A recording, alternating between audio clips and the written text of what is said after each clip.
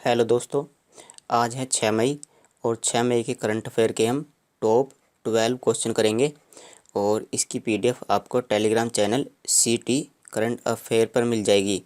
और ये वीडियो रोज़ाना सुबह 7 बजे आ जाती है, तो आप इसको सुबह के टाइम ही देख सकते हैं। तो चलिए पहला क्वेश्चन देखते हैं।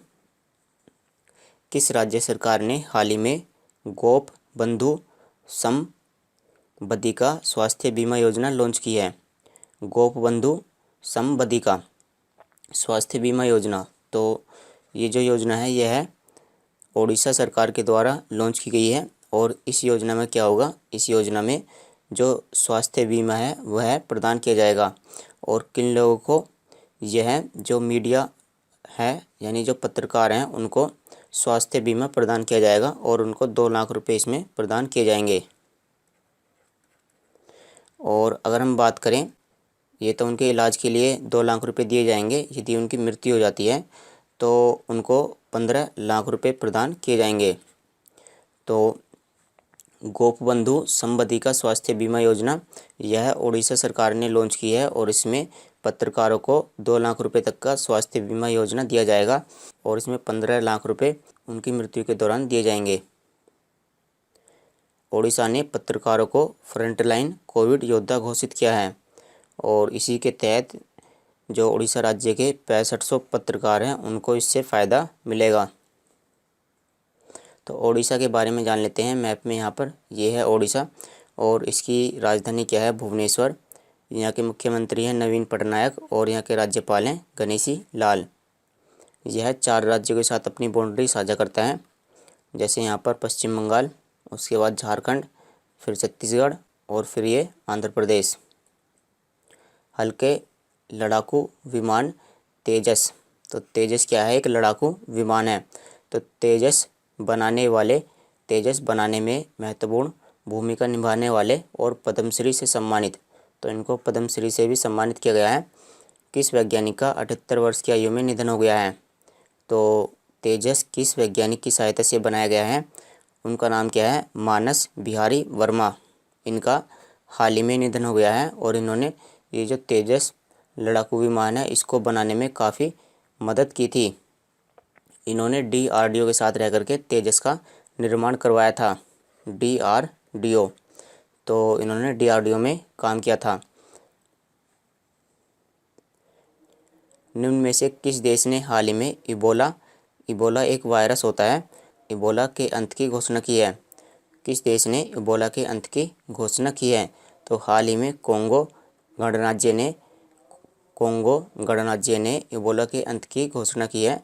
उन्होंने कहा है कि अब हमारे देश में एक भी इबोला का वायरस नहीं है, हमारे देश में एक भी ऐसा व्यक्ति नहीं है जो इबोला वायरस से संक्रमित हो। तो यह है कोंगो गणराज्य और इसकी राजधानी क्या है, ब्राज़ील। कोंगो जो है यह अफ्रीका महाद्वीप का देश है। यहाँ की मुद्रा क्या है, सेंट्रल अफ्रीकन CFA फ्रैंक और यहाँ के राष्ट्रपति हैं डेनिस ससाऊ। तो ये जो इबोला वायरस है इसकी खोज 1976 में हुई थी और इसकी वजह से पश्चिम अफ्रीका में, जो अफ्रीका महाद्वीप है उसमें जो पश्चिम अफ्रीका है, जैसे इस तरह का ये अफ्रीका महाद्वीप है, तो ये जो अफ्रीका का पश्चिमी भाग है इधर की तरफ, यहाँ पर पश्चिमी अफ्रीका में इबोला का 2014 से 2016 का प्रकोप सबसे बड़ा इबोला प्रकोप था। यानी कि 2016 से लेकर के 2014 तक यहाँ पर काफ़ी मात्रा में मृत्यु हुई थी। किस सोशल मीडिया कंपनी ने भारत के लिए वैक्सीन खोजक साधन या वैक्सीन खोजक एक पोर्टल लॉन्च किया है? पोर्टल तो नहीं है, यह एक केवल छोटा सा क्या है कि ऐप के अंदर ही सुविधा प्रदान की गई है। तो हाल ही में फेसबुक ने वैक्सीन खोजक साधन लॉन्च किया है और आप फेसबुक ऐप में ही वैक्सीन खोजक यानी वैक्सीन कहाँ पर लगाई जा रही हैं उसके बारे में आप जानकारी प्राप्त कर सकते हो। इसकी सहायता से आप नज़दीकी टीकाकरण केंद्र इसका पता लगा सकते हो और वह कितने घंटे कार्य करता है। यानी ये जो टीकाकरण केंद्र है वहाँ पर टीके किस समय से लेकर के किस समय लगाए जाते हैं, उनके घंटे के बारे में भी आप पता कर सकते हो। तो वैक्सीन खोजक साधन यह किसके द्वारा लॉन्च किया गया है? यह फेसबुक के द्वारा लॉन्च किया गया है। आइए अब हम फेसबुक के बारे में जान लेते हैं। तो देखिए, इसकी स्थापना 2004 में हुई थी और इसका मुख्यालय कहाँ पर है? मेनलो पार्क, USA यानी अमेरिका। और इसके CEO कौन है? Mark Zuckerberg. किस राज्य में 100 मिलियन साल पुरानी डायनासोर की हड्डी मिली है? तो हाल ही में मेघालय में 100 मिलियन साल पुरानी डायनासोर की हड्डी मिली है। तो इस तरह के इसमें डायनासोर की हड्डी पाई गई है और ये किस कैटेगरी के हैं? ये सरूपोड कैटेगरी के हैं। इनका नाम क्या है? सरूपोड डायनासोर। और अगर हम इनकी बात करें तो इनकी लंबी गर्दन होती है, लंबी पूंछ होती है, छोटा सा सिर होता है और इनके 4 खंभे जैसे पैर होते हैं। आप यहाँ पर देख सकते हो, गर्दन तो इनकी काफ़ी लंबी है, जो इनका सिर है वो छोटा सा है और इसी तरह से इनकी पूंछ भी काफ़ी लंबी है और जो इनके पैर हैं वो कैसे हैं? खंभे जैसे, बहुत ही बड़े बड़े। और अगर हम बात करें जैसे कि इसकी जो हड्डी है वह मेघालय राज्य में मिली है। इससे पहले जो डायनासोर की हड्डी है वह गुजरात, मध्य प्रदेश, महाराष्ट्र और तमिलनाडु राज्य में पहले से ही मिल चुकी है और यह 5वां राज्य बन चुका है। तो मेघालय के बारे में जान लेते हैं। मैप में यहाँ पर है ये मेघालय और यह केवल एक ही राज्य के साथ अपनी सीमा साझा करता है। आप इसमें देख सकते हो, यहाँ पर ये असम के साथ अपनी सीमा साझा करता है। और दूसरे नंबर पर कौन है? बांग्लादेश। तो एक तो ये कंट्री के साथ अपनी सीमा साझा करता है और दूसरा असम के साथ। यहाँ की राजधानी क्या है? यहाँ की राजधानी है शिलोंग। यहाँ के मुख्यमंत्री हैं कॉनराड संगमा और यहाँ के राज्यपाल हैं सत्यपाल मलिक। हाल ही में किस संगठन के संस्थापक रसपाल मल्होत्रा का निधन हो गया है? तो रसपाल मल्होत्रा, इन्होंने CRRID इसकी स्थापना की थी। और ये CRRID क्या है? इसकी फुल फॉर्म है centre for research in rural and industrial development. तो इन्होंने इस संगठन की स्थापना की थी 1979 में।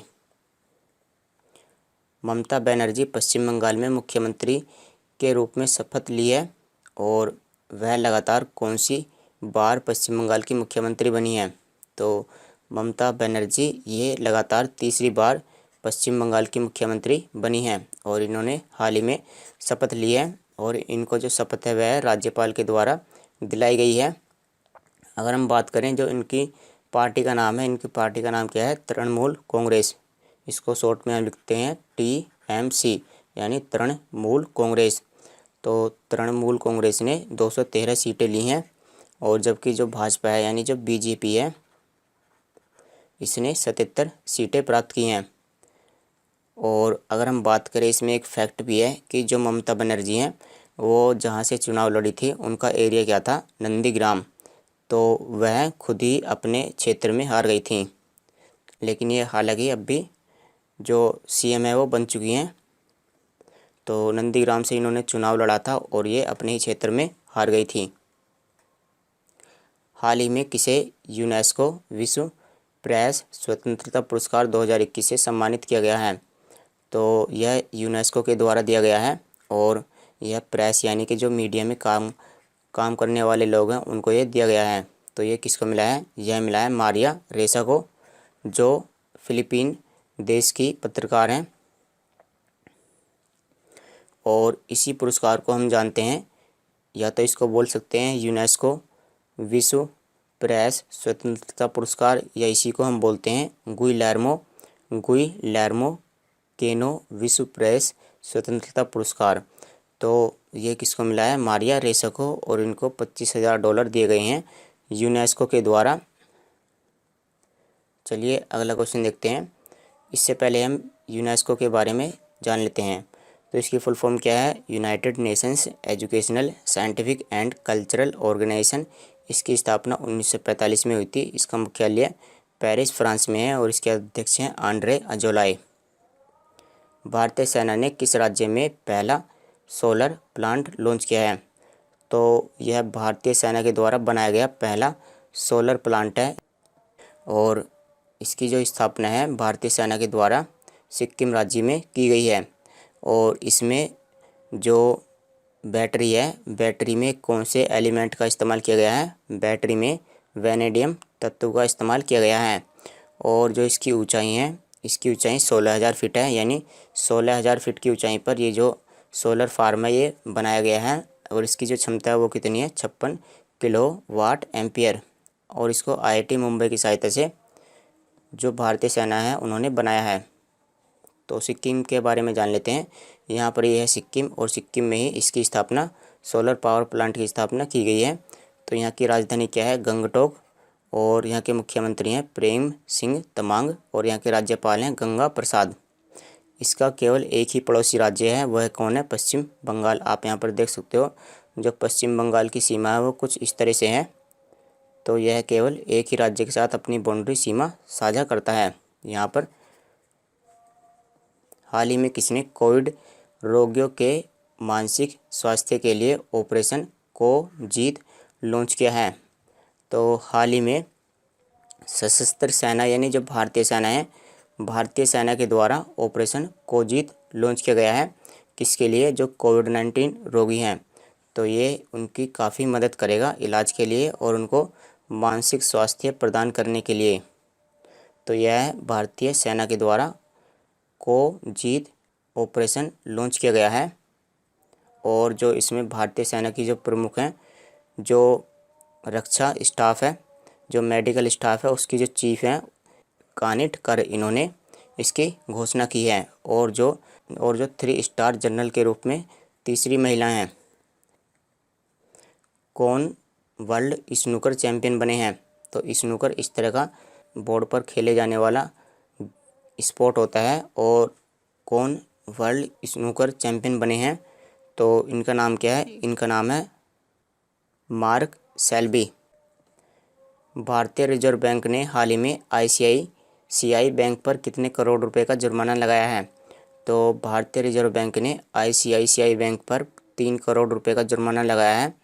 जुर्माना किस बात के लिए लगाया गया है, जुर्माना RBI ने इसलिए लगाया है क्योंकि जो ICICI बैंक है उसने प्रतिभूतियों को एक श्रेणी से दूसरी श्रेणी में स्थानांतरित यानी बदलने के मामले में इन्होंने जो दिशा निर्देश हैं उनका पालन नहीं किया। और इसी की वजह से RBI ने ICICI बैंक पर 3 करोड़ रुपए का जुर्माना लगाया है।